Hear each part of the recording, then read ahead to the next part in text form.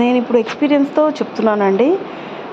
Next ఈ topic ఏంటంటే, ఎప్పటినుంచో ఇప్పుడు చదువుకున్న పిల్లలంతా ఎలా ఉన్నారంటే, ఇంత కష్టపడి చదివాము, చిన్న జాబ్స్‌కి మేము పోలేము అని చెప్పని ఇంట్లోనే ఖాళీగా కూర్చుంటున్నారు. వాళ్ళ అమ్మానాన్నలు వాళ్ళు రిటైర్ అయిపోయి, లేదా వాళ్ళు అంత కష్టపడి చదివిపించి, మనకేమో చెప్తారండి, పర్లేదు నాన్న, నువ్వు మంచి జాబ్ వచ్చినప్పుడే చూసుకో నాన్న అని చెప్పి చెప్తారు, ధైర్యాన్ని ఇస్తారు.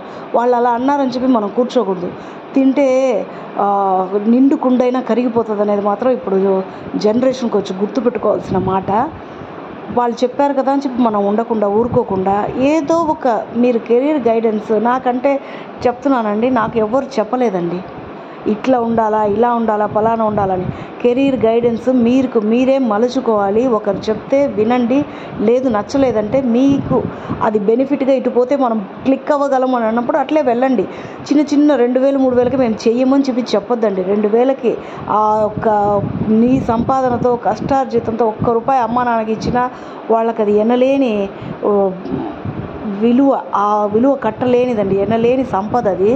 కాబట్టి మీ కష్టంతో మీ చెమట ఓడ్చి ఆ ₹1 అమ్మా నాన్నలకు పెట్టి చూడండి ఒకసారి, వాళ్ళ కళ్ళల్లో ఆనంద బాష్పాలు అనేవి ఎలా కారుతాయో.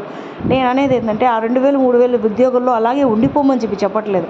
2000 వచ్చిందా అమ్మ, 2000 వచ్చింది, మేము ఇంత చదివాము, మేము 20,000 30,000 వస్తుందని చెప్పి జాబ్ చేస్తామని అనుకునే వాళ్ళు చాలామందే ఉన్నారు. అట్లే యువత ఖాళీగా ఉన్నారు. జాబ్స్ ఏం లేవు అని చెప్పి, ఇప్పుడు జాబ్స్ ఏం లేవు, రెసిషను అని చెప్పి చాలామంది కూడా తప్పించుకునేది. ఒక్కొక్కరు ఒక్కొక్క మాట చెప్తున్నారండి, రెసిషన్ అని చెప్పని. ఇంకొకరు వచ్చి నాకు 30,000 40,000 వస్తేనే వెళ్తాను, మా వాళ్ళకి వచ్చి పక్కింటి వాళ్ళకి క్యాంపస్లో వచ్చింది, నేను అలా ట్రై చేస్తాను, నాకు 30 40 అని చెప్పని అంటారండి. నేను అలా చెప్పట్లేదు, వెళ్ళండి, ఉద్యోగం దొరికితే మాత్రం వెళ్ళండి. లేదంటే 2000 3000 అంటారా, అంటే మీరు అట్లా ఎల్లకాలం అలా 22,000 3,000లో ఉండరండి. వెళ్ళి చూడండి, వెళ్ళి చూస్తే అలాగే ఫ్లోట్ అయిపోతుంటారు. ఇంకొకరు నలుగురు జాయిన్ అవుతారు, ఇక్కడి నుంచి అక్కడ భలే బాగా వస్తుందంట, ఇంకా శాలరీస్ పెరుగుతాయంట. అట్లా ఫ్లోట్ అయ్యే వాళ్ళే ఎక్కువ మందిగా ఉన్నారండి. జీవన ఉపాధి వెతుక్కుంటూ వెళ్ళే వాళ్ళు చాలామంది ఉన్నారు.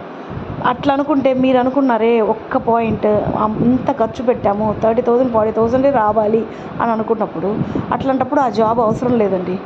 ఇప్పుడు న్యూస్ పేపర్స్లోనే చూస్తున్నాము, ఐటీ జాబ్ కంటే పానీపూరి అమ్మేవాడికే 60 లక్షలు 60,000 70,000 సంపాదిస్తున్నాడు.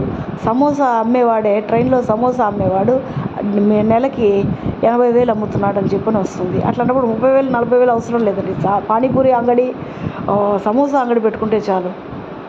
ఇది మీకు కష్టంగా అనిపిస్తుంది నేను మాట్లాడేటప్పుడు. యాక్చువల్గా మీ కెరీర్ని మీరే మలుచుకోవాలి.